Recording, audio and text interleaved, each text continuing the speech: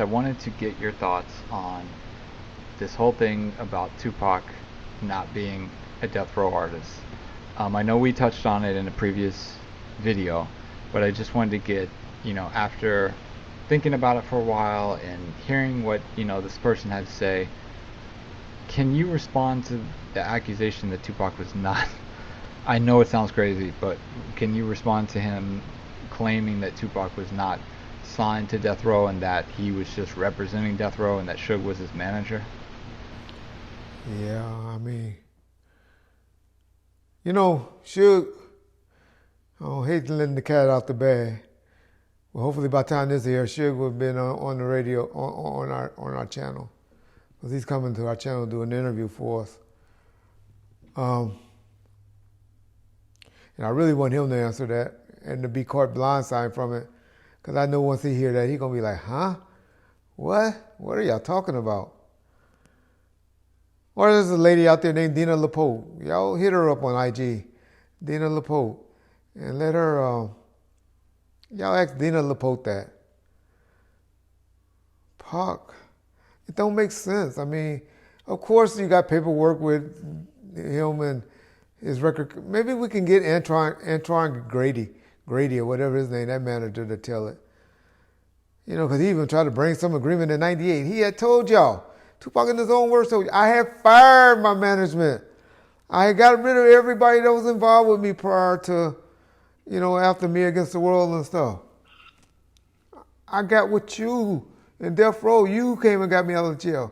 This is own word audio with Tupac in his own words.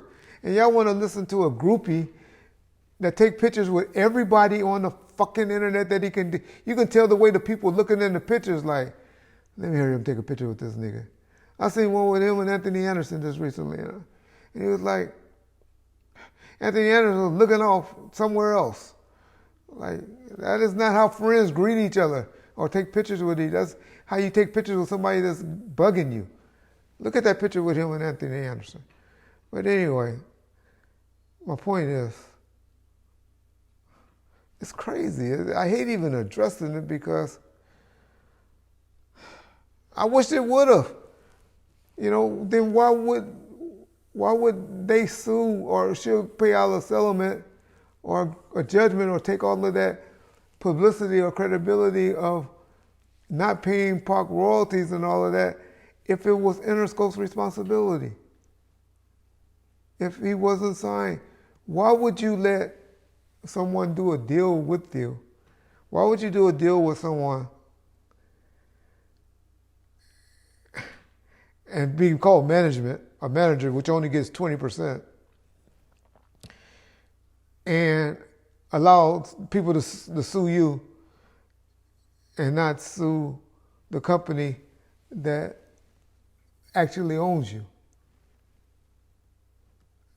I get baffled when I even talk about it because it's crazy. It's stupid for people to even believe it. But hey, okay, he wasn't signed to Death Row.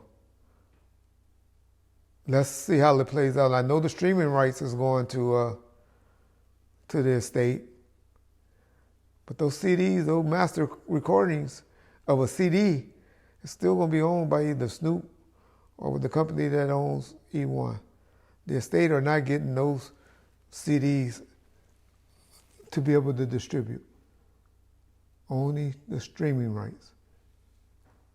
But y'all see. And Interscope don't have. Why is those CDs owned by E1 and not Interscope? Why didn't the Interscope say, hey, y'all can take everything away from us, but y'all can't have out Machiavelli, and y'all sure in the hell ain't getting All Eyes on Me? I don't think Koch ever or E1 ever distributed Greatest Hits. They did that on those songs because that was a combination done. I think Interscope still distribute those if they still out there. But they sure in the hell don't own the CD versions of All Eyes on Me and Machiavelli. Whether Snoop gonna get them or not, I don't know. I can't say. But the estate don't have them. They just have the streaming rights. Dr. Dre got both Chronic and the streaming rights because of the deal that they made, because they had owed him so much money. They was like, here, take this album back. You can have it after a certain date. We don't pay you no money. You take this, the hard copy and the streaming copies away. Why y'all think Dre's attorney came out real quick and said, oh no, he don't own this. He ain't getting this. They jumped right on that. Don't y'all think the state would have jumped right on that if any of that was true? Or Interscope? Y'all don't know Peter Paterno or Lopez, I forget his name, and Jimmy Iovine are best friends. So can't say that they haven't heard about it. You know, Interscope I'm talking about now. Because they heard about it. And the show, y'all, that Jimmy still, even though he's not on paper, he's on paper as being an executive at Apple now, still has a lot to do with helping his nephew run Interscope. Who did Dr. Dre and Mary J. Blige say on the interview that was on the call when they asked Mary to perform at the Super Bowl? He said, me and Jimmy called. And Jimmy was like, Dre, stop beating around the bush. Tell Mary it's the Super Bowl. And Mary's like, I'm on board. Y'all go pull that interview up and see that. That shows you right there that Jimmy's still involved in Interscope Records.